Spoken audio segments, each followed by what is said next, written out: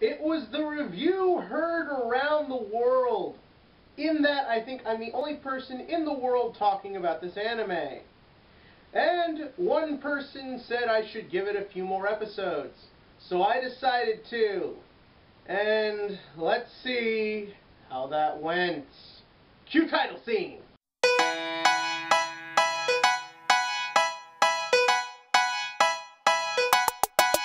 Future Card Buddy Fight is a 2014 card game anime that I checked out because I'm into card game. I'm a big Yu-Gi-Oh fan, big Vanguard fan, big Magic fan, and a big Pokemon fan. So when I saw this, I figured, this could be a fun, new, interesting card game and a fun, new, interesting TV show. Well, the card game's fun, but as for the show, yeah, check out my first impressions video, which is now right there. But to sum it up, I didn't like this.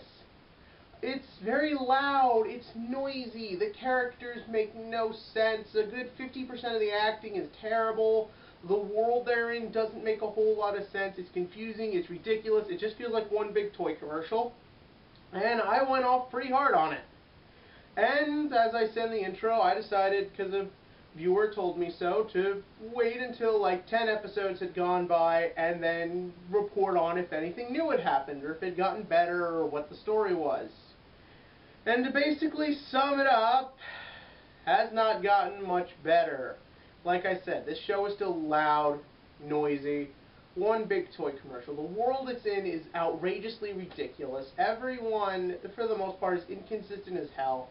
The whole thing just feels very silly, very cheesy, very cliche. Now, having said that, there are some positives that have sprung up from this. And they're worth addressing, because you know what? For crap like this, to get these positives isn't a great thing all in of itself. First up, the greatest thing I like about this show is the actor or actress playing Gao Mikado, our protagonist. Now, Gao makes no sense.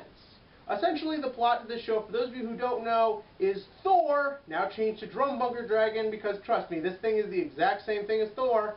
Drum Bunker Dragon is sent to Earth by his father to learn humility. Good news for that is, here on Earth, I guess now we know of aliens or monsters or something, and they send cards here, and the monsters and aliens come through here as like a portal, and they have to pair up with humans and do buddy fight and fight challenges, and I guess it's the future. Like I said, the plot for this show, not very strong, doesn't make a whole lot of sense. Again, admittedly, we're 10 episodes in, still fairly early, but to be 10 episodes in and have no clue what really even happens in this world, it just doesn't work. But, like I said, Gao's voice actress really is able to make sense of it, and the problem is Gao. Gao's character makes no sense.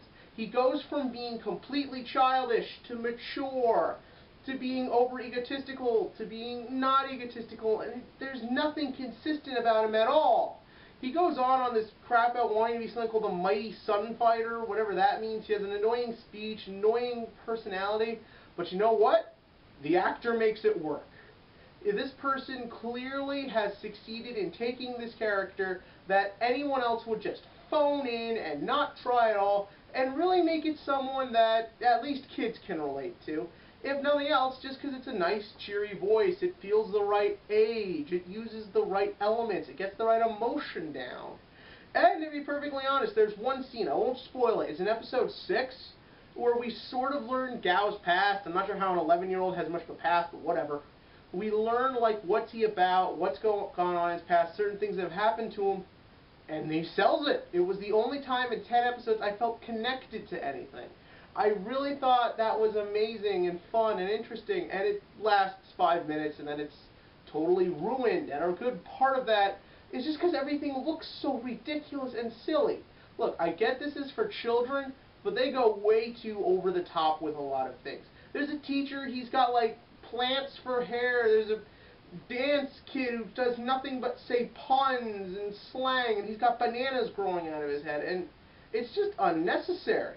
This could be a fun, nice little show, but it just gets bogged down with all this crap that I don't think any kid's going to care about. Apart from there, the card game itself, I play it in real life. It's really fun. And in the show, it usually gets used to its advantage, and that's pretty much alright. As far as the actual main plot goes, all we know is there's a guy using what's called the Danger World deck, and he stole photon metal or something, so that way he could do, I guess, whatever his evil act is, and all this and that. Yeah, whatever. So, overall, is Buddy Fight a good show? Not really. That being said, it does know what it is. It knows it's silly. It knows it's dumb. It knows it's meant for children. It's not like some shows which start out great and then get stupider as they go on. But, yeah, it's not trying to be anything more than what it is. And I guess I can respect that. And knowing that, I can sort of see why someone would like this. At the end of the day, it's not quite for me, but hey, here I am still talking about it. And with all said and done, I will say Future Card Buddy Fight is a solid 4 out of 10 on the children's show scale. If you're a kid, you'll probably love this. Again, a lot of unnecessary stuff, does feel very toy commercial, but hey, at least it's better than Ultimate Spider-Man. And what do you think of it? In the comment section below, leave any thoughts on Buddy Fight, whether it's about the card game, the anime, any other anime stuff you want me to talk about. All that is up to you. And as always, click to like and click to subscribe, because maybe in another 10 episodes I'll talk about Buddy Fight again, and maybe at that point it will be good.